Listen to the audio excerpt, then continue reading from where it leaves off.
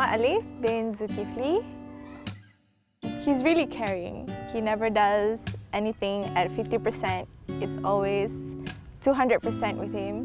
He is someone who's very determined and focused. He's my best friend. Christina binti Yusof. Firstly, I think you fashion lah. Very fashionable, like spek ke atas without any functions. Tapi cute lah, okay lah. Sangat penyabar dan penyayang. She's really weird. Like, weird in a good way lah.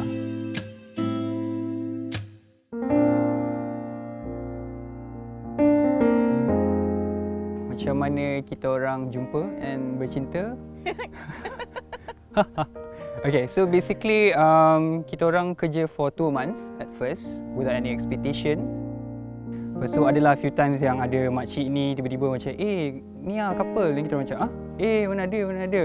Dengan like few random instances yang macam my colleague like tiba-tiba, you dengan Tina ada apa-apa?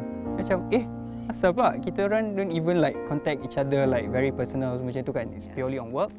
Sampailah trip Sarawak tu.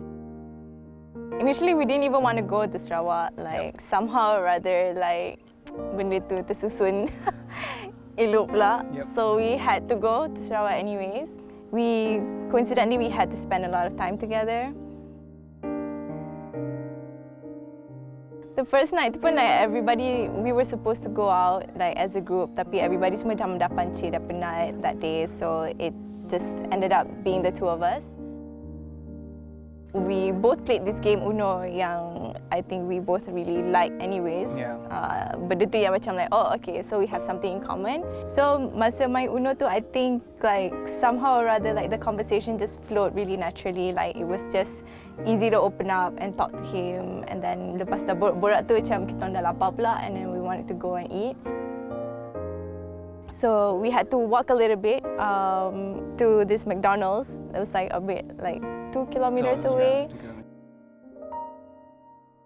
He was asking, do you want to take a Grab or you nak jalan? And I cakap, okay lah, let's just walk. So it didn't felt weird, it didn't feel creepy or why. He just made sure that I was walking on the safe side of the road. He kept asking if I needed to stop and rest, and I felt like, like, okay, we literally just got to know each other, but he was already very caring and really protective, I would say.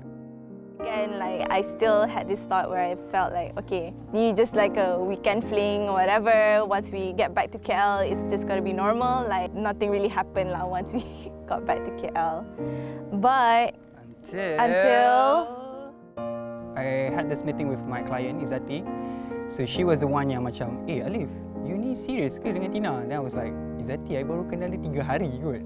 Like, macam mana nak tahu serius ke tak? Like, macam, why? Then Izzati was like, no, I sembang dengan Tina ni. Dia cakap dia looking for someone serious. Then I was like, okay, right. Jumpa dekat Starbucks Uptown. Then kita orang duduk. Like, few seconds after tu terus tanya macam, Tina, are you seeing anyone?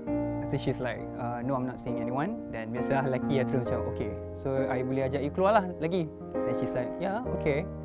Lepas tu things got awkward like 5 seconds macam tu. Then I terus macam, you nak tahu apa-apa lagi tak from me? Then she's like, no, benda ni macam random gila. Because we pun baru kenal 3 hari.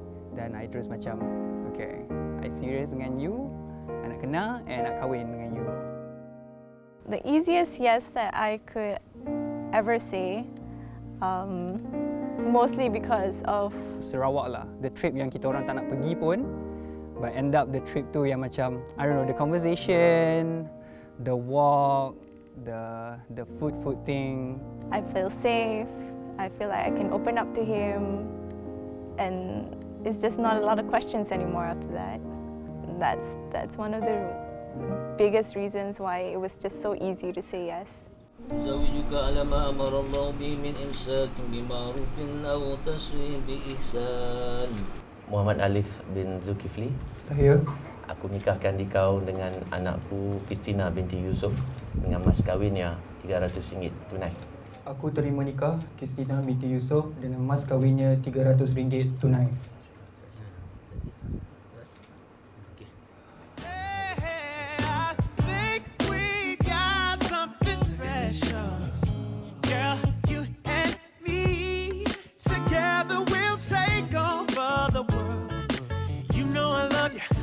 you so, so happy. I just wanna let everybody know. I think we've got something special, girl. You and me together. Actually, I have this thought like macam, okay, nanti bila I kahwin, I'm just gonna go where my wife wants to go.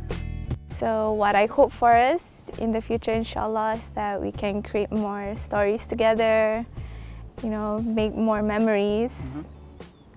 I think that's the most important thing, to grow old together, inshallah. You know I love you, girl. I need you so. So let's start a new story. I'll never, never